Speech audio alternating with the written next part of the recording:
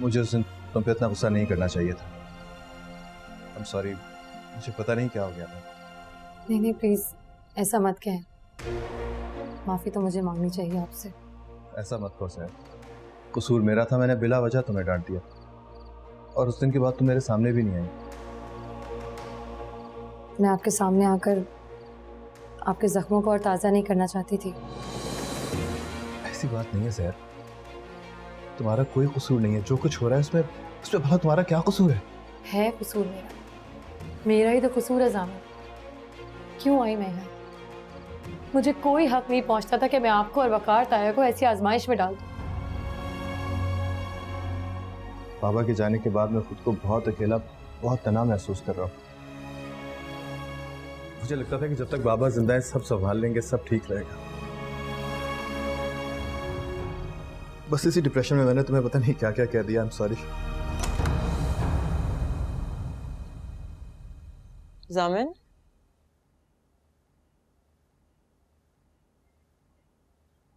जामिन, नहीं, यह नहीं हो सकता। राफी ने जामिन के बारे में जो कहा था वो सच नहीं हो सकता।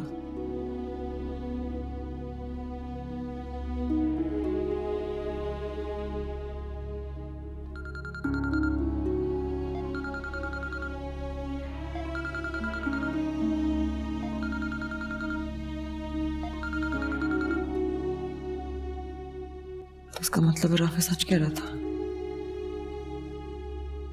सर लगता है हमारी वजह से बाबा मर गए, मेरी वजह से मर गए। मैंने उनको इतना मजबूर किया, इतना टॉर्चर किया मैंने उनको कि नहीं प्लीज, इसमें आपका कोई कसूर नहीं है। सर बाबा आखिरी वक्त ड्राइव कर रहे थे तो मुझसे बात कर रहे थे और बात भी मेरे और तुम्हारे बारे में कर रहे थे।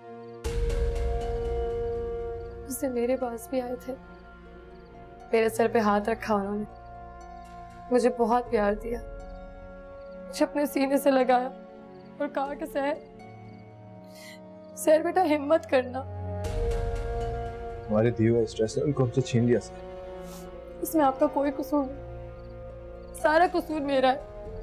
राबिया ताई बिल्कुल ठीक कहती है, ना मैं यहाँ आती ना वकार ताई इस आजमाइश में पड़ते। उनकी मौत की जिम्मेदार मैं हूँ, इसलिए हर वक्त। नहीं, तुम्हारा कोई कसूर नहीं है इसमें। बस हमारा रिश्ता उन्हें हमसे दूर ले गया। हमारा झूठ उनके दिल का सबसे बड़ा बोझ था। सब मैं थक गई हुई झूठ बोल बोल के, बहुत थक गई। मैं भी बहुत थक गया हूँ सर,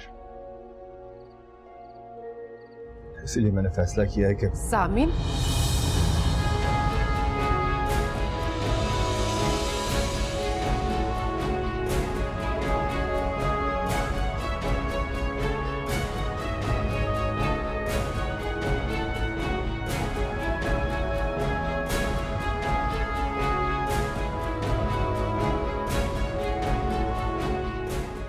अम्मी आप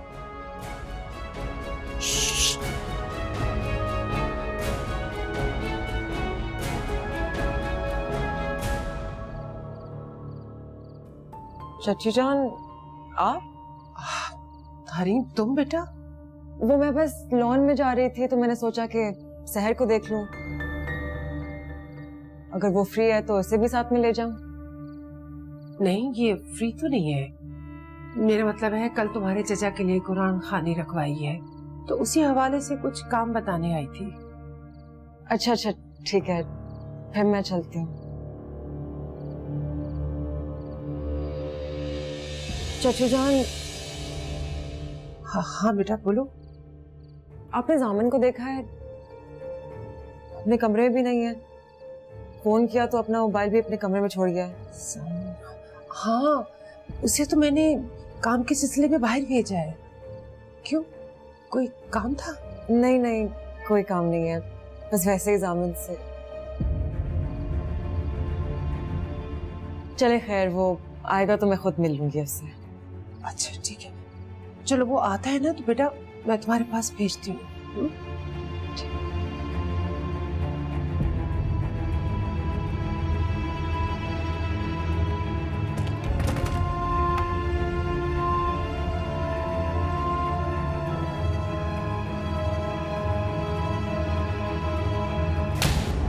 अम्मी,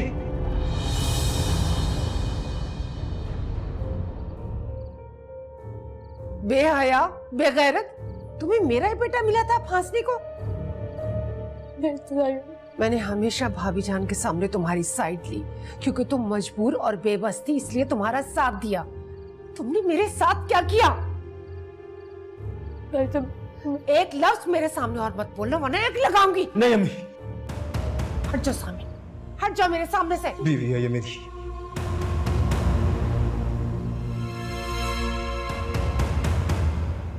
निकाह कर चुके हैं हम दोनों।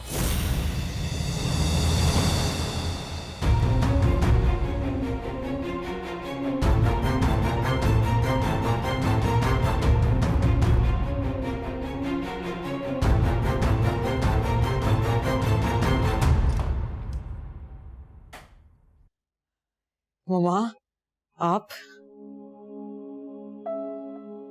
कहाँ चली गई थी तुम? आपने मुझे डरा दिया। मैं सैर के कमरे में गई थी। 1000 बार तुम्हें मना किया, वो लड़की तुम्हारी दोस्ती के लायक नहीं है, फिर भी तुम के भाग भाग कर उसके पास जाती हो। मम्मा ऐसी बात नहीं है, मैं एक काम से गई थी। किस काम से? इतनी रात को क्या काम पड़ गया तुम्हें उससे? कुछ नहीं, आप छोड़ें, आप मुझे बताएं, आप अभी तक क्यों जाग रही हैं? बैठो मेरे पास, बताती हूँ। आओ। ये क्या कर रही हैं आप? मेरी बात तो सुने, आपने मुझे बात करने का मौका तो दे। आप अम्मी कोई देख लेगा, छोड़े मुझे। मेरी बात तो सुने आप।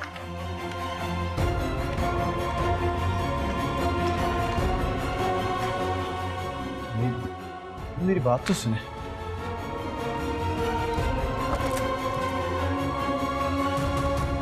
कह दो कि तुम झूठ कह रहे हो। कह दो जो मैंने देखा वो मेरी नजरों का धोखा था, जो मैंने सुना वो झूठ था। नहीं अम्मी, क्या सच है? सैर मेरी बीवी है, हमारा निकाह हो चुका है। अम्मी, मैं आपसे इतने दिनों तक ये सच छुपाने पे बहुत शर्मिंदा हूं। शर्मिंदा? शर्मिंदा हो तुम? अम्मी, मैं अब आपसे कुछ नहीं छुपाऊंगा। आपको एक एक बात बता के अपने दिल का हर बोझ हल्का करना चाहता हूं। मैं कुछ नहीं सुनना चाहती।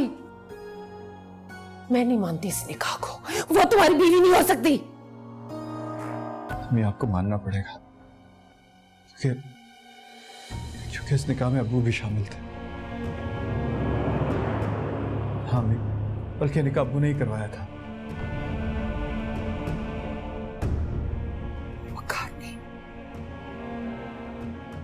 वकार भी इसमें शामिल थे। आप प्लीज अब्बू से बदगुमान मत होइएगा। नहीं, वो वक्त ही ऐसा था, जहां सचा बेबसी की मौत मर रहे थे। वो अपनी बेटी को बेसहारा छोड़ के इस दुनिया से नहीं जाना चाहते थे। अम्मी प्लीज समझने की कोशिश कीजिए। तो इस दुनिया में सहारा देने के लिए सिर्फ तुम ही बचे थे, बाकी सब लड़के मर गए थे क्या? अच्छा, 2 मिनट मेरे साथ यहाँ बैठे प्लीज। मुझे कुछ नहीं सुनना साहब, कुछ नहीं सुनना। मैं साफ साफ कह रही हूँ, मैं इस निकाह को नहीं मानती। और किसी खुशफहमी भी मत रहना कि इस वक्त मैं गुस्से में हूँ इसलिए सब कुछ कह रही हूँ। और जो कुछ मैं इस वक्त कह रही हूँ, कल परसों मरते दम तक मैं यही कहती रहूंगी कि मैं इस निकाह को नहीं मानती, नहीं मानती मैं इस निकाह को। लेकिन अम्मी, ये निकाह तो हुआ है, इस निकाह के गवाह भी हैं और ये निकाह कागजों पे भी है। और आप चाहे माने या ना माने, लेकिन सहर मेरी बीवी है। बकवास बंद करो। ऐसे छुप कर निकाह की भी लड़की किसी की बीवी हो ही नहीं सकती। मजाक है क्या? तुमने और वकार ने मुझे समझ के रखा है। दूध में से मक्खी की तरह निकाल कर बाहर फेंक दिया और उस मक्कार लड़की को तुम लोग घर ले आए। अम्मी, ऐसा कुछ नहीं है, आप मेरी बात तो सुने। और सब के सब चुप साध कर मुझे धोखा देते रहे।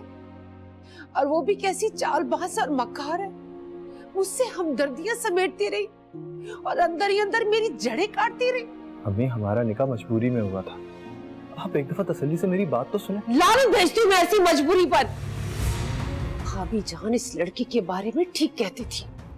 अम्मी, ऐसा मत कह, सहर का इसमें कोई कसूर नहीं है। चुप करो तुम, चुप। तुम्हें पता होता सही क्या है और गलत क्या है, तुम अपनी माँ के साथ ये सलूक ना करते, मुझे धोखा ना देते। मैं आपको धोखा नहीं देना चाह रहा था, और ना ही मैंने आपको धोखा दिया है, ना ही सहर ने दिया है। आप एक दफा तसल्ली से मेरी बात सुनकर उस पर यकीन तो करें।